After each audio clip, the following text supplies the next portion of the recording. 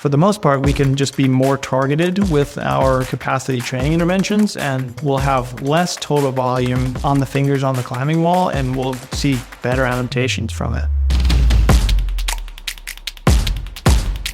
Hey y'all, welcome back to the Struggle Climbing Show. I'm Ryan, I'm your host, and I'm psyched that you're here for this pro clinic with the one and only Dr. Tyler Nelson, who is back on the show. Tyler's been a supporter and a contributor to the Struggle since our very first season. In fact, he was one of the first guests that I ever booked. Such a good guy, and he's been back again and again. He's done an expert analysis episode at the end of season 1, and then he's done some pro clinics with us on finger strength and rate of force development. And now here we are talking about endurance, talking about capacity, which for me as a sport climber, as a Red River Gorge predominantly sport climber, is a topic that's very near and dear to my heart and my forearms. But also we talk a lot about boulderers in this conversation because Tyler is predominantly a boulderer and works with a lot of boulderers, and capacity and endurance are just as important for boulderers, just in a different way than they are for sport climbers or multi-pitch climbers. And Tyler gets into all of that, the nuance of why we need to build capacity, how we build capacity, how we program it, and what we do on the wall versus off the wall so that we can promote the adaptations while also hopefully mitigating the risk of injury. All of that is in this clinic here with Dr. Tyler Nelson. I'm so psyched that you're here for it. Let's go. So what's new in my world? Nothing new. Nothing worth noting, nothing worth sharing, except that I sent the proj. Oh, you guys, I can't believe it. I can believe it. I can believe it because I've been working my ass off. So I kind of can't believe it, but I also can believe it. And I'm sure you've heard the news by now. I had a little episode that came out, a final installment on the road to 13A, where I talked all about the send. So I won't rehash all of that right now, but I will say this. I had this conversation with Dr. Tyler Nelson about 6 weeks ago now. So that's usually like the turnaround time that I have on recording and then being able to do post-production and scheduling. And so anyway, I have, for the past 6 weeks, been implementing a lot of the concepts, the training adaptations and methodologies that Tyler talks about in this endurance pro clinic here. And I can't, it's impossible to point my finger at any one thing and say, oh, this was the thing that unlocked the send. But I can absolutely say with total certainty and confidence that the principles and the protocols that Tyler lays out here that I've been implementing absolutely helped me to level up my capacity right when I needed it the most. This route that I did is an 85-footer. It's defined by two very distinct powerful cruxes. So probably like a V5, maybe a V5 plus down low. Well, it's really like a V3-4 into a V5. And then some maybe kind of 11 plus or 12 minus climbing to what's probably a V3 crux at the top.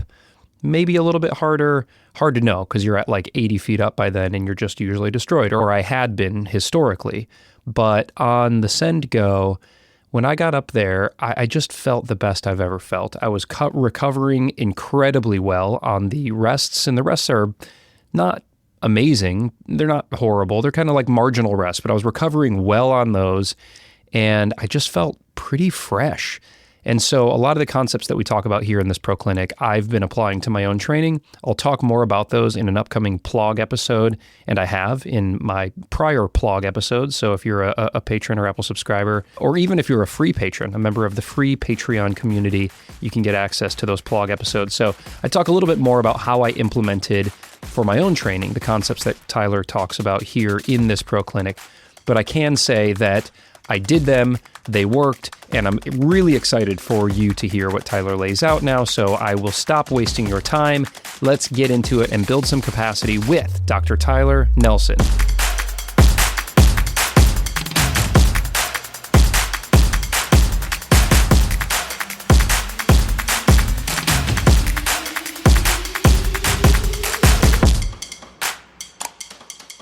Super psyched to dive into this conversation. This conversation could not be coming at a better time, Tyler, because I am swiftly approaching fall send season out here in Kentucky. It's a very selfish pro clinic that we're having here, but I think a lot of people are approaching the time where they're going to want to focus a lot on endurance. Certainly a lot of sport climbers out there and boulderers who are doing longer boulders or want to have better resiliency in their training at the gym. This is a long time coming, this topic here. We've talked about finger strength, we talked about rate of force development, and here we are talking now about endurance. And let's start where I tend to start, though, with a little bit of struggle. And you've done a lot of trad climbing, you do a lot of bouldering, you do a lot of stuff in your clinic. You're always experimenting on yourself. When you think about endurance as a climber, has that been a struggle for you to develop, or what's your relationship with endurance as a climber been? I mean, it's been a long time since I've was really into trad climbing, probably 5 years. And I've been bouldering almost exclusively since then outside. So this year, interesting, I have a friend that's kind of psyched to go do Moonlight Buttress in Zion National Park, which is Sick. Super iconic, just amazing crag climb. And I've done it a few times with friends. And so I'm not really interested in getting in shape to send that thing. I'm kind of support crew, but knowing that I would get wrecked if I didn't do some capacity training for it. I've been doing that once or twice a week in preparation for it, just so I'm in good enough shape to do it, but not in the best shape, so I don't take away too much power. So that's kind of something that I've been playing with recently, which we can talk about is kind of the minimal effective dosage for a bouldering athlete that wants to have some capacity, but not take away too much of their strength and power, which is surprisingly, after having bouldered a long time, it's pretty hard to do. It's takes a lot of nuanced training, takes a lot of attention, and that's easy to see on board climbs from my experience. Okay, great. Well, I am excited to peel that back because I tend to default to the perspective of what I'm currently into, which is sport climbing, hard sport climbing. I've done quite a bit of trad climbing as well, and I think maybe in the core of my heart, I'm a trad dad, but the season of life that I'm in right now is hard sport climbing, not so much with bouldering, aside from bouldering to help me build my top end strength and power to facilitate my sport climbing goals. But you bring a great perspective, which is more boulder focused, and we can carry both of those concepts through this conversation. So the listener, whether you're predominantly into routes or boulders, you'll be able to take a lot from this pro clinic. So yeah, very excited to explore all of that. Let's just dive in and talk about endurance. I've already heard you use another synonym, I think, for it, capacity. You just said there's probably a handful of different definitions, and then there's certainly nuance within that, endurance, and then there's power endurance and, I don't know, high end, low end. So maybe you could set the stage just with regard to how we will be talking about endurance in this, and then, yeah, let's get a little bit more detailed and granular on the different types. Yeah, I think the terminology is maybe more confusing than it needs to be. And that's not any individual's fault. It's just depending on someone's background, they have different terminology that they will use. So I always like to think about, if we say capacity, I think that's a more standardized term than endurance, because the general population will hear endurance and they'll hear something like jogging, and jogging will increase your endurance, right? Which is a type of intensity that's quite low, but it is much greater duration, right? But if we refer to a capacity, we can say you could have a low intensity capacity, you could have a high intensity capacity, somewhere in the middle, and it doesn't really matter, honestly. And so it's just the ability to sustain some form of intensity over some time frame is really all that it is. And so the individual and their coach needs to identify what it is they're trying to sustain in terms of the intensity for that individual. And it's always not one thing, but it fluctuates a little bit. But that's the easiest way to think about, capacity training is, what the person's training for. And then we can structure our workouts to target individual energy systems that will kind of feed into that distance and that duration and that intensity. But the good news is that it's all governed by intensity. And so if people just want to think about the intensity of the activity, and there's some intensity meter, they can slide that up and down. That will kind of help target certain metabolic stress, which is the metabolic response, as well as, hit catering to their individual needs.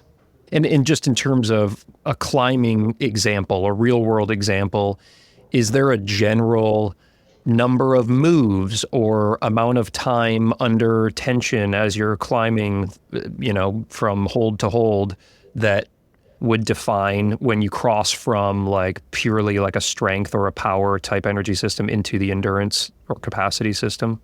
If we look at the research that's been done on climbing, there is one paper that did, actually measured metabolic utilization. So they measured lactate, they used the SMO2 monitor, they measured heart rate and cardiac output. And that paper shows that and the broader science would say, 30 seconds to 2 minutes of time is largely an anaerobic thing. So if it's in a really short burst, maybe 10 to 30 seconds, then it's, the phosphagen system. If it's 30 seconds to a couple minutes, that's the glycolytic system. So those are both the non-oxidative time frames. But that doesn't mean that you can do 30 seconds of 40% effort and you're going to be targeting the anaerobic system. So instead of thinking about the time frame, you can think about the intensity. And if the intensity is high enough, you're physically just not going to be able to do it much longer than that. Right. And then if it's going to be beyond a couple minutes and it's going to be something that you sustain for a long time, then it's more that you're utilizing fat oxidation. However, it's easy to fall into the trap of thinking that the oxygen utilization is not necessary for a bouldering athlete because that's what recovery is all about, So those time frames are pretty well supported, in the broader exercise science world. Yeah, no, I appreciate that. And that last point there that you made about bouldering and recovery, I think is an important one, because even if we might not be drawing on that endurance system, and we can talk a little bit about the physiology, but you'll have to dumb it way down for me. Even though we might not be calling on that as much as maybe I am on a 80-foot juggy route at the Red, or somebody who's climbing, doing hand jams, or Moonlight Buttress, for example, or when I was out in Yosemite this past spring and doing multi-pitch. Even if you're on a boulder, you're likely not to go out there and do it once and then go home. You want to give a handful of rips, whether it's at the gym or you're out on your project. You want to be able to recover and keep trying again and again. So in that sense, you're still tapping into that system to recover and then be able to have high quality outputs, even if it's more in the anaerobic zone. Yes. And the other thing, I think generally people understand, there's enough people talking about this topic to get a general sense. It's never that you're switching between them. You're always using the aerobic system, and then think about the anaerobic systems as reserves. So if you're doing something easy and, let's say just like walking uphill on an easy hiking route, and then it gets really steep, your body just adapts and switches over to a different system that supplies energy faster, and then big muscle fibers kick in. But there's a time frame for how much you can tolerate that, right? So it's never that we're using one system over the other. But one thing to consider for people that are primarily bouldering, think about when you are climbing on a board or a long boulder and you kind of get pumped and you can kind of tell that your forearms are accumulating fluid. That essentially is going to reduce power output. And as soon as you get those metabolic byproducts accumulating, your ability to be very precise with your timing and your force is going to be off. And so your performance will definitely go down. For people that have, well-trained aerobic systems or adequately trained aerobic systems, they will get better clearance between sets, between boulders, than someone who doesn't. And so your ability to sustain moderate high intensity efforts in a bouldering session is also dependent on your aerobic system. Awesome. Love where we're at. All right. So we've kind of set the stage on the benefits, I suppose, here, and we'll get more specific into how we can increase those benefits of having a more well-developed aerobic system. And to that end, what are we talking about doing when we improve? And we'll talk about ways to improve in just a second here, but when we're talking about improving our capacity, improving the aerobic system, is that inability to recover better en route or to be able to pull harder moves but make them feel easier? I don't know. What are I won't put words in your mouth. As we're talking about doing the work here that we're about to jump into, what can we expect to feel, practically speaking, when we then get out on a project? So, in that word, the things that you would do or that you would maybe prioritize, or the amount of those things, largely depends on what an athlete's goals are. If it's a bouldering athlete looking to have a season where they get to go out, they get to project for, a big chunk of their day, 3-4 hours, and they want to do a lot of boulders that are relatively hard for them, or they want to go sit under a boulder and just do a project. Those are very different things versus what you're going to do where you have to climb a huge route and you're going to get pumped out in your mind, right? And so it's like when we use the capacity term, you would need to essentially dial those energy systems a little bit more towards what the individual's goals are. Does that make sense? Yeah. It's hard to like say, blank, everyone needs to do this particular thing because Red River Gorge climbing is very different than single pitch climbing in American Fork where I am versus Joe's Valley Bouldering Day. Yeah, well, and let's hopefully, throughout this conversation, we can kind of touch on a variety of those different case studies, if you will, and how people might want to focus their training adaptations on one versus the other, depending on their goals. Where's a good place for us to dive in and start exploring this then? I mean, you've got your finger on the pulse of all the latest science, and I'm excited to talk with you about some of the papers that you noted when you and I were emailing back and forth. Should we talk about how up to this point in time, people have been mainly training their aerobic capacity or their endurance as climbers, and what may have changed or evolved, or, the kind of the new ways going forward? Is that a fun thing to you for you to explore because you're cutting edge with all of the research that you've been doing? Or is there another way for us to start entering into more specificity here in this conversation? No, I think that's an interesting place to start. And I think the aerobic stuff is like pretty simple to do. I think one of the maybe nuances that I like to talk about with my clients or people that maybe have had some sort of injury history is I don't think there's that much of a specific need to do all of it on a climbing wall. When we think aerobic endurance on a climbing wall, these are, things that are largely going to be like 20 to 30 minutes of continuous stuff, right? And so the arc training is the thing that people have done over lots of years. And essentially the goal there is to try and climb at a relatively low intensity and build a little bit of fatigue up to some point, but not to get pumped and then back off. And just be on the wall for 20 to 30 minutes, right? Now we have other tools that we can use like an airdyne bike or a rowing machine or an elliptical machine. And arguably, as long as you're like using your hands and you're, staying at that conversational level intensity, like you should get similar adaptations. I make the argument that I don't know that you need to do all that on the climbing wall, because the downside, in my opinion, of doing that on the climbing wall is just a lot of pressure on the fingers on the tendon sheaths climbing around on jugs and a lot of lock off positions at the elbows. And so I just see that as one of those things that we can probably do off the climbing wall and get good adaptations for, and it will reduce the injury risk for climbers that are looking to get that aerobic capacity. Well, that's interesting that you mentioned a few of those very non-climber specific pieces of equipment there, like an airdyne bike or a rower, because that at least evokes in my mind is like general systemic aerobic fitness. Like, oh, I'm using my legs and I'm using my pulling arms and I'm kind of like getting out of breath like I would be if I was jogging. I don't think of those as like forearm endurance builders. I would like if I were arcing or if I were squeezing, like a head to toe has the little hand squeezer that you get, or I'll rig up an edge with like on a bungee cord in my car or something like that. And I'll feel like a light pump in my forearm, and I'll do that on a 30-minute drive. But that's far different than I feel like when I'm on an elliptical or if I'm on a rower. So is it localized endurance or is it more systemic? Or maybe I'm oversimplifying. No, I think you're gonna get both for sure, and that's the whole point of making sure that you're using your forearms and your finger flexors. Because think about the intensity you're putting on your fingers when you're doing arc training. It's not that much intensity usually. Probably not. It'd be interesting to measure it. I'm not sure that anyone's done this, but like when you're grabbing onto an airdyne bike, if you intentionally just like grab onto the airdyne bike, you're probably getting an equivalent in terms of force. But really it's about like contracting the muscle, right? And so with an aerobic system adaptation, you definitely want to think systemically and not just about the finger flexors.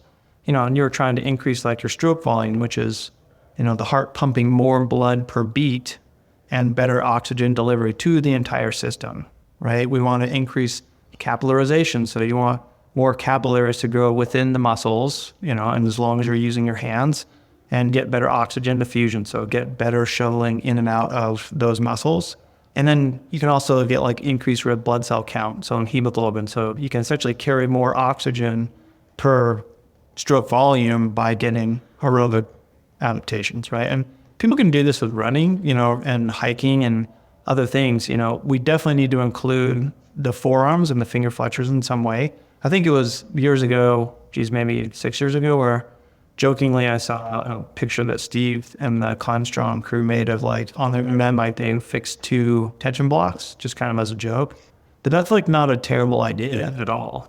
Just like, it's a bit silly, but the one risk there really is there's just so much compression on the fingers at the PIP joint, lapping jugs on a wall. And so I'm not always against that with my clients, but I'm cautious to give that to a lot of people just because, it's hard to predict the stress that puts on the fingers. Yeah, and if we can accomplish the same adaptations by removing some of that stress, then we can save that stress for when we want to rip hard on the moon board or get out on our project. That makes a lot of sense. It's interesting you bring up Steve Bechtel because I recall, and I might be butchering this quote, but I believe he had a quote as it related to running where he said, running is as good for your climbing as climbing is for your running. Essentially not very much is what he was saying. Or maybe he was just, making kind of a fun quip. Whereas I think what I'm hearing from you, correct me if I'm wrong, is that building general systemic endurance, the stroke volume and these kinds of things, it will be helpful to clear out the waste products in the forearms in a way that is an additional benefit to just doing forearm specific. So if I'm just squeezing a stress ball like I've got right here, or, one of these little like grippers, I'm adding a bunch of blood to my forearm, but I'm not creating any sort of like cardiovascular fatigue. I'm not like winded. I don't feel like I'm like having any sort of endurance or aerobic workout. So is there benefit for both of those? One, where I'm just squeezing something with my forearms for a half hour and I can feel a pump, but I don't feel any sort of aerobic, fatigue. And then one where I'm going for a hike and I'm rucking and maybe I'm not doing anything with my hands, but I'm breathing heavy and I'm getting that like zone 2 for 30 or 40 minutes. I would say doing both at the same time would make more sense, would be more efficient. So if you had like some sort of light, low intensity hand gripper or it's stress ball and you use a treadmill and you just because you want to get your heart rate increased too. The only way your like local tissues are going to get really efficient at increasing their capillarity is by delivering fluid there, and you need to do it over and over and over, right? And so then you want that clearance to be really efficient. So you want to clear out the capillary beds at the same time as you're utilizing the muscles to get better oxygen diffusion in and out of the tissue. The typical guidelines are a couple times per week. You don't need to do that a ton, but if people would do like a few sessions per week, I have my clients use an airline bike or a rowing machine. Sometimes the airline bikes tend to salvage. Depends on what the individual has equipment-wise, but sometimes I'll have them just go on like 40 to 50-minute hikes and use their forearms at the same time. And that is amazing how much help that will be for, their recovery and their ability to just have good respiration when they're climbing hard. So let me ask you about that. And I don't know if this is a fair way to assess how we're breaking up the aerobic systems and adaptations. But right now what we're talking about is ARC. What does ARC stand for? Something about capillaries, ARC? I don't know if the A is active. I think it's active refill capillarity or something. I know it has everything to do with capillarization. So trying to get... I think the C is capillaries, right? Yeah, it's definitely an attempt to get more, cross-sectional area in the capillary beds of the forearms. Got it. But essentially what we're talking about, the point of me bringing that up is that this is very low level. This isn't me on a 30-degree overhung tread wall climbing for 3 minutes on, 1 minute off, where I'm, I'm feeling pretty blasted and trying to recover fast. I'm sure we'll talk about that type of training in a bit here. But this first section that we're talking about is quite low impact. And you mentioned the word there, recovery. And so why is this type of specific kind of aerobic training? What is this doing for us? And why is it important to do this in addition to doing types of climbing or off the wall training that is more taxing, where we're dialing up that intensity, a little bit more? So if I understand your question correctly, like the arc training is an attempt at getting that clearance that we're referring to. But I don't typically prescribe that for my clients, for most clients. The exception might be people that climb the red, because you have to be on the wall for so long. Preparing for that, it probably makes some sense. But I think for people that are doing single pitch hard sport climbing, I think I can have people replace the arc training with BFR, or I can have them do, in addition, like aerobic kind of endurance circuits like we talked about with the airdyne bike, rowing machine, or hiking with some sort of stress ball, because I don't like the stress that it puts on the fingers for climbers. Right. We have to think about the person, obviously, and whether it makes sense for them.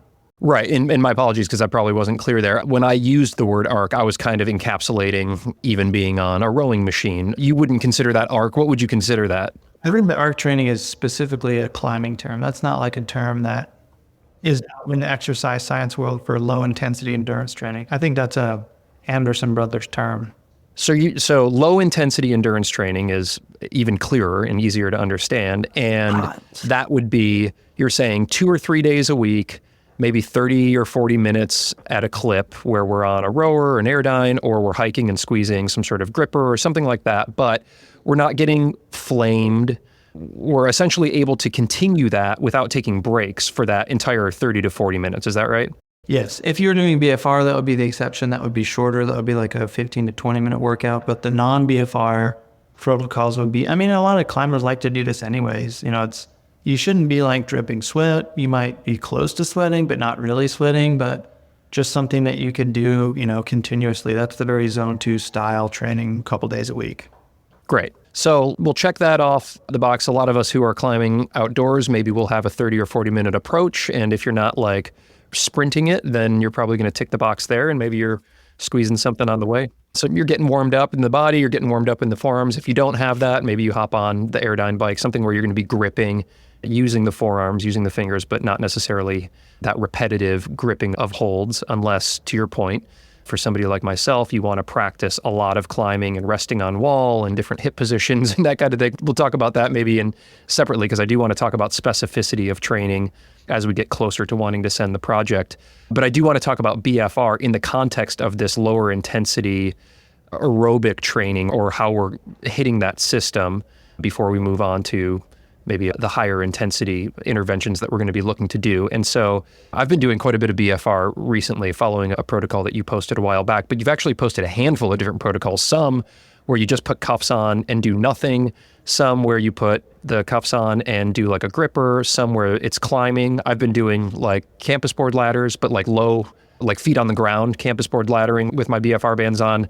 And like I get wrecked doing those. I mean, it's only a 15-minute thing, but like my forearms feel like they're exploding. So it feels a lot harder than if I'm just squeezing a stress ball while taking a hike for 30 minutes. But are you saying systemically it's resulting in a similar adaptation?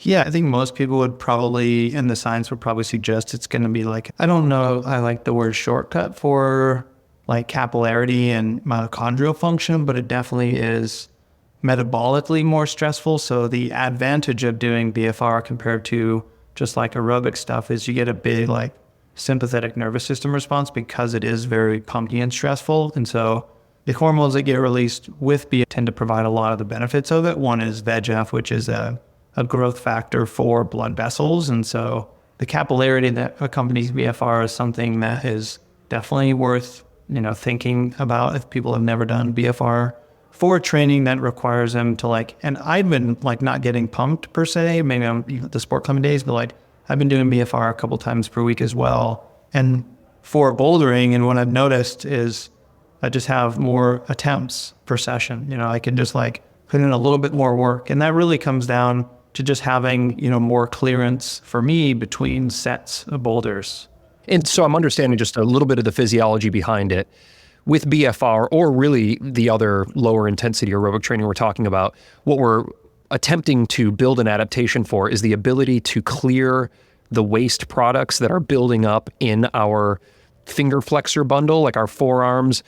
Is that what we're feeling when we get pumped and it like feels hard and it's painful and burning and all of that? That's like the buildup of waste products. And then this type of intervention is to help be more efficient with flushing those out? Yeah, maybe an easy way to think about it is if there's a primary, freeway where he lives and there's now new, highways or freeways that go around to circumvent how much traffic there is. So it's like, if there's more ways to get through, it's going to be more efficient. You're going to be, have less time to get through. It's maybe a way to think about it. And then those things take time to develop. It's not going to happen in a month. And so that's where kind of like the long-term sustainability of an athlete's career, like these are kinds of things that you want to work on all the time, especially the capillarity stuff. Like those are, good things to address all the time for a climber. And that's, to me, why I think we can be a bit more cautious with how we do it. So it's not just like lap and jugs all the time. Because when I climb, I don't really want to lap jugs. I want to like climb on harder things, which also stress my tissues in my fingers. So if I'm lapping jugs, which is a stress on my fingers, and I'm climbing hard things, which is a stress on my fingers, that's just a lot of stress on my fingers. Yeah, and that makes sense. And so with the BFR protocol for developing this, like I mentioned, I've seen you post a few different things, some where you're just squeezing a gripper, some where you're making a few moves on maybe a campus board or a wall.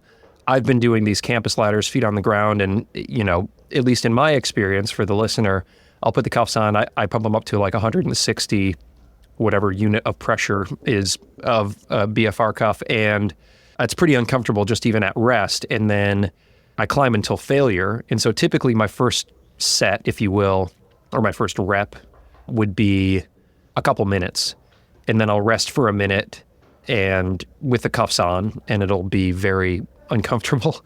And then I'll climb again until failure. And typically that's maybe a minute or maybe a minute and a half. And then it almost like gets cut in half, basically each rep after that. I'd still take the 1 minute rest, and then it just keeps kind of getting cut in half, and I'll just go until I hit about 15 minutes or so. And for me, that's about 10 or 11, reps, if you will. And then I'll take them off and that's it. And so it is climbing, but it's not, I'm just on campus rungs and my feet are on the ground and I'm just kind of laddering. And so do you think that's good? Was I interpreting that exercise properly? Or do you recommend something that's not even in is climbing like related as that? Is there a different way to kind of tick that a couple days a week without even doing those campus ladders? I think that's fine. I think the campus ladders, that's not that much volume on your fingers, especially for where you climb in your training age. And so that's not that big of a deal, especially if it's on campus rungs, which are not that big. It's really the jugs where you wrap your fingers around the jugs that I find, because when people do arc training, it's very passive. It's very like hanging on the hold and moving and then hanging on the hold. And the hanging on the hold, even though it's not a lot of force, it's very passive. So there's a big stress to the joint because there's not a lot of active muscular activity, and then which is stressful to the joint capsule on the joint, and then the tendon sheath just with the mechanical pressure. So I think the campus runs work well. You could use a tread wall as well if someone had a tread wall that doesn't have just like massive jugs, but you could use a fingerboard as well. You could use a tension block or a flash board. You could use the Aero Edge or something equivalent. Like, I think in the context of the BFR, because the BFR is so targeted, I would probably have that be like one of the more targeted interventions for the forearms and the finger flexors.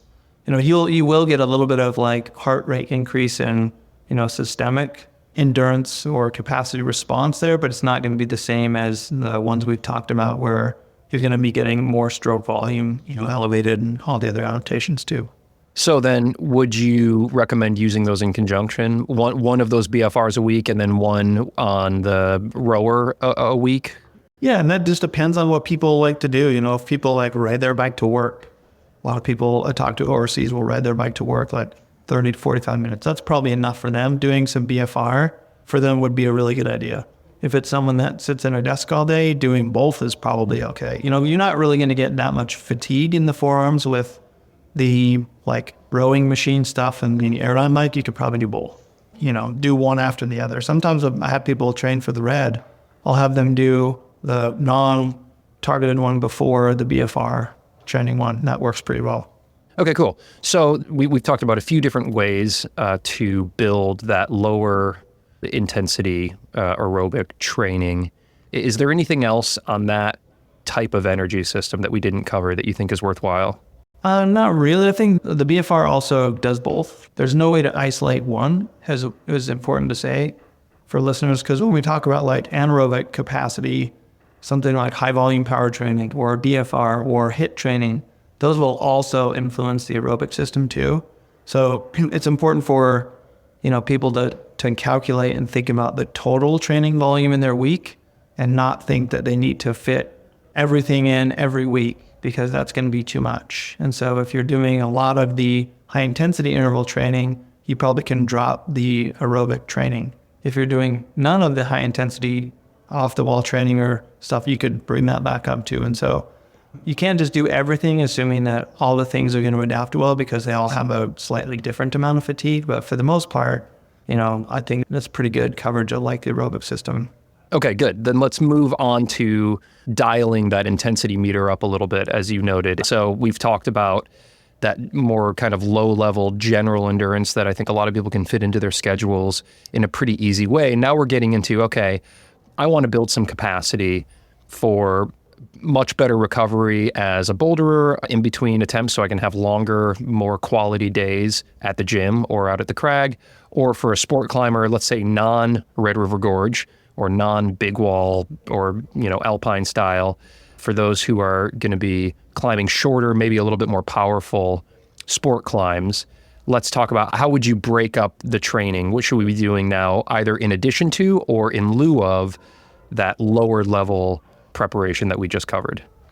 The need for muscular endurance is dictated by what the athlete wants to do, like you just mentioned. For a bouldering athlete needs a power output that's relatively high, depending on the goals of the individual, but most is going to be pretty high. So the ability to endure something is going to be pretty short, and their ability to do session to set or set to set, session to session volume there is going to be largely an aerobic clearance contribution.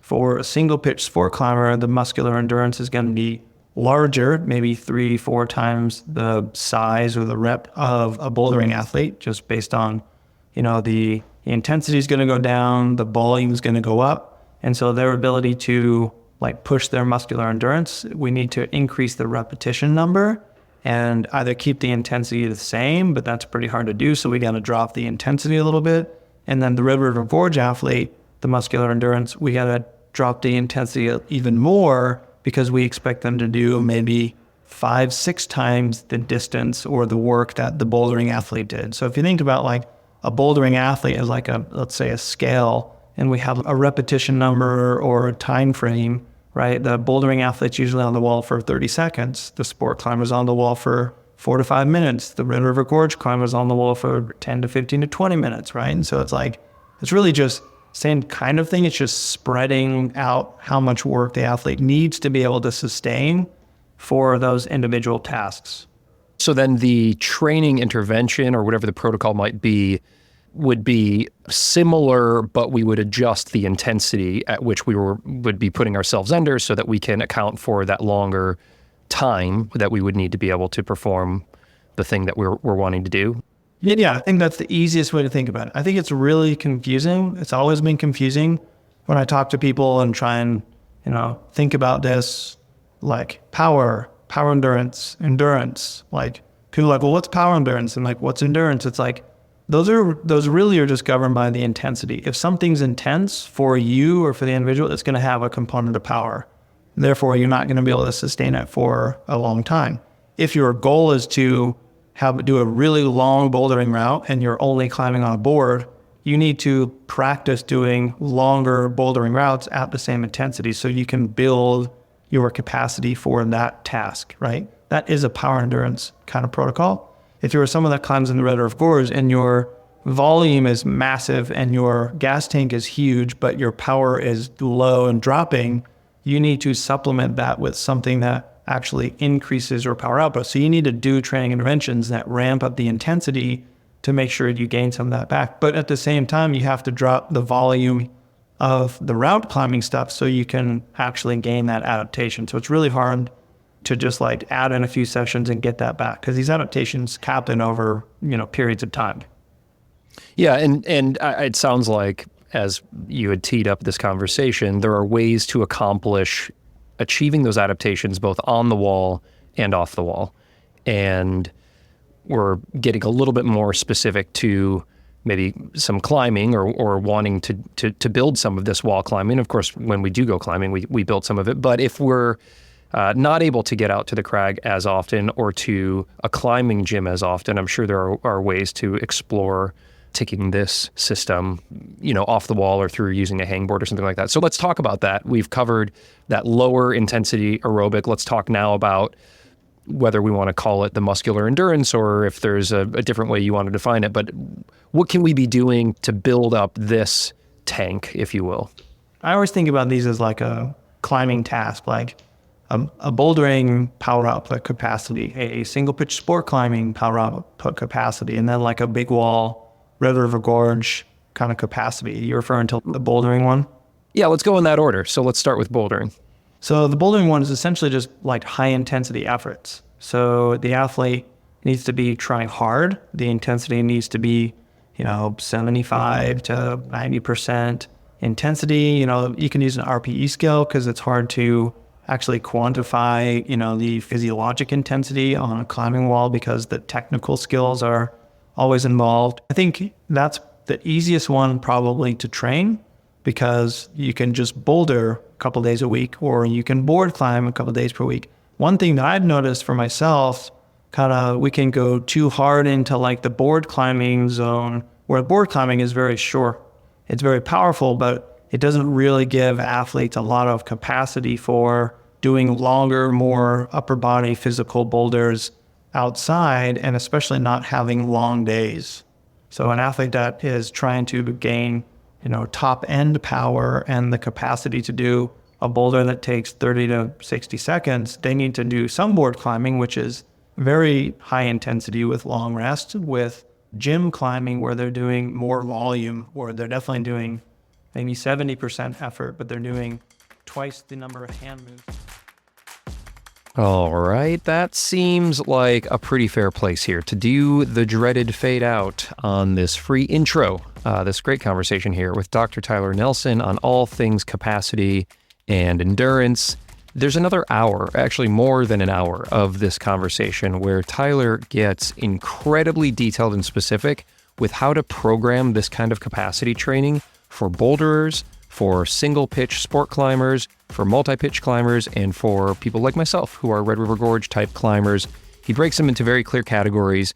He talks about the protocols on how to build this capacity on and off the wall, specific training interventions, specific sets and rep schemes, and how to program it over the course of a week so that you have enough rest, enough recovery time to get out in project, whether that's at the gym or out on your project. We also looked at it seasonally, so off-season, kind of base training season versus a performance season. What do you keep in? What do you pull out? And how can we get out there and crush our projects? And we also got into the different tools that we can use, ways that we can, again, reduce fatigue, reduce risk of injury, and get all of these adaptations that we can then apply to the climbing wall. Now, you can get instant access to this by just coming aboard as a Patreon or Apple subscriber, supporter of the Struggle Climbing Show.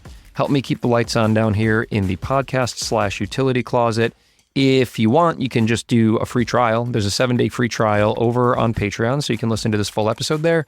I'd love to have you stick around if you get value out of it. It's how I can keep all of this content coming to you each and every week, most of which is for free.